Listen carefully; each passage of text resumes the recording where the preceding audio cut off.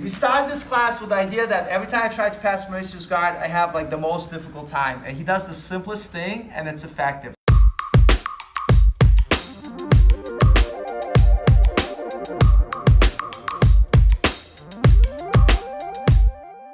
So he starts with his grips first.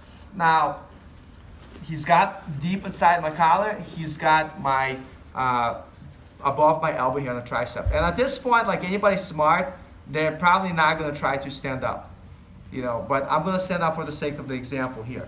So he's gonna let go of his feet and he puts his feet on my hips and he squares his hips with me and he stretches me out. What Mauricio was saying, super important here, is not to go on the side. If he goes to the side, he does not have the same tension for his legs. So he's square here, really controlling my posture, really controlling my hips. No matter where I go, I'm in big trouble here. So a very common situation here, and I try this all the time, is to grab his knee and try to mess with his legs. Notice he switches grips, puts his foot on the hips, angles out, and clears my arm. And guess what? He comes back to that control position, but this time he's controlling my sleeve and my hips, so I can't get my arm back. He's really holding it tight. So I try to free the other hand by grabbing the other knee.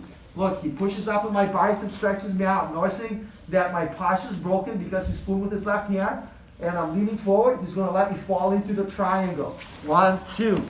At this point, it's game over.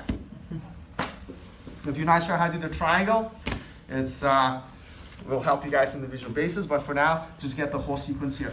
Let me back up for a second. So a lot of times I start with Mauricio, and if he does not get my collar right away, he controls both sleeves like this. And a lot of times what happens when I stand up, he transitions to the collar when he stretches me out. So that's not wrong. It's perfectly fine. He stretches me out all the way, and everything else is the same. Again, if I control his leg, he's going to put his opposite foot on my hip, clear that grip, and square up with me again. Now he's got my arms. He's still controlling the hips. When I go for the other knee, he stretches me out at the bicep. At this point, it's very easy for me to fall into his triangle. He continues to pull. Notice how his left leg bites down on my side, brings his other leg on top. His triangle is so tough, it's hard for me to narrate through the triangle, guys. You're just gonna have to come to class, guys. 1, 2, 3. Thanks, Liz.